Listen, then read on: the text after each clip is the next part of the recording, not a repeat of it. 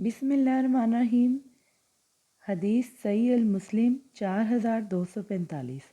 مجھے زہیر بن حرب اور علی بن حجر سعدی نے حدیث بیان کی۔ الفاظ زہیر کے ہیں، ان دونوں نے کہا ہمیں اسماعیل بن ابراہیم نے حدیث سنائی، کہا ہمیں ایوب نے ابو قبالہ سے حدیث بیان کی، انہوں نے ابو محلب سے اور انہوں نے حضرت عمران بن حسین رضی اللہ تعالیٰ عنہ سے روایت کی۔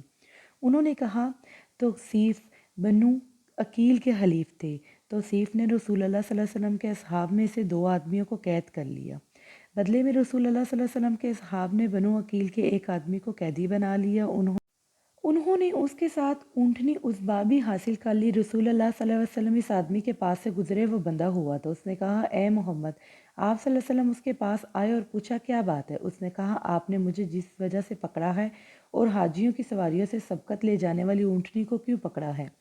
آپ نے اس معاملے کو سنگین خیال کرتے ہوئے جواب دیا میں نے تمہیں تمہارے حلیف ثقیف کے جرم کی بنا پر اس کے ازالے کے لیے پکڑا ہے۔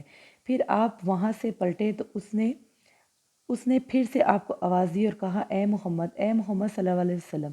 رسول اللہ صلی اللہ علیہ وسلم بہت رحم کرنے والے نرم دل تھے۔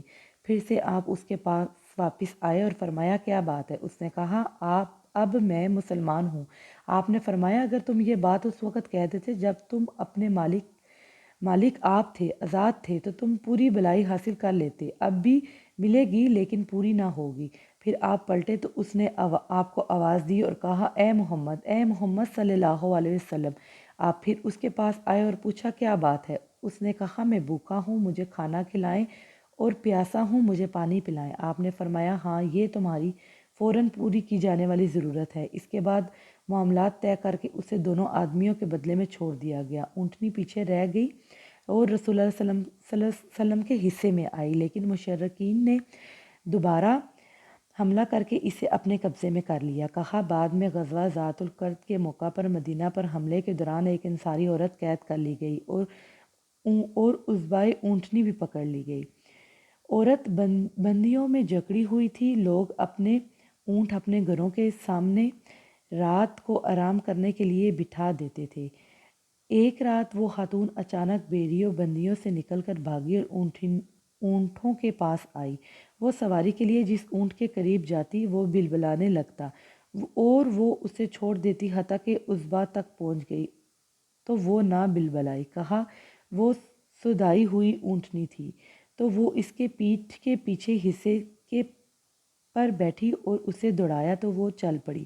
لوگوں نے اس کے جانے کا علم ہوا، انہوں نے اس کا تعاقب کیا، لیکن اس نے انہیں بے بس کر دیا۔ کہا اس عورت نے اللہ کے لیے نظر مانگنی ہے کہ اللہ نے اس اونٹنی پر اسے نجات دی تو وہ اسے اللہ کی رضا کے لیے نہر کر دے گی۔ جب وہ مدینہ پہنچی لوگوں نے اسے دیکھا تو کہنے لگے یہ عصبہ ہے، رسول اللہ صلی اللہ علیہ وسلم کی اونٹنی۔ وہ عورت کہنے لگی کہ اس نے یہ نظر مانی ہے کہ اگر اللہ نے اسے اس اونٹنی پر نجات عطا فرمائی تو وہ اس اونٹنی کو اللہ کی راہ میں نہر کر دے گی۔ اس پر لوگ رسول اللہ صلی اللہ علیہ وسلم کی خدمت میں حاضر ہوئے اور آپ کو یہ بات بتائی تو آپ صلی اللہ علیہ وسلم نے فرمایا سبحان اللہ، اس عورت نے اسے جو بدلہ دیا وہ کتنا بڑا ہے۔ اس نے اللہ کے لیے یہ نظر مانی ہے کہ اگر اللہ نے اس کو اس اونٹنی پر نجات دے دی تو وہ اسے ذبح کر دے گی۔ مسیت میں نظر پوری نہیں کی جا سکتی، نہ ہی اس چیز میں جس کا بندہ مالک نہ ہو۔ ابن حجر کی روایت میں ہے اللہ کی مسیت میں کوئی نظر جائز نہیں۔ جزاک اللہ خیر۔ اللہ تعالیٰ سے دعا ہے کہ اس حدیث شریف میں جو کچھ غلطی کوتاہی ہوئی اللہ تعالیٰ اس کو معاف فرمائے۔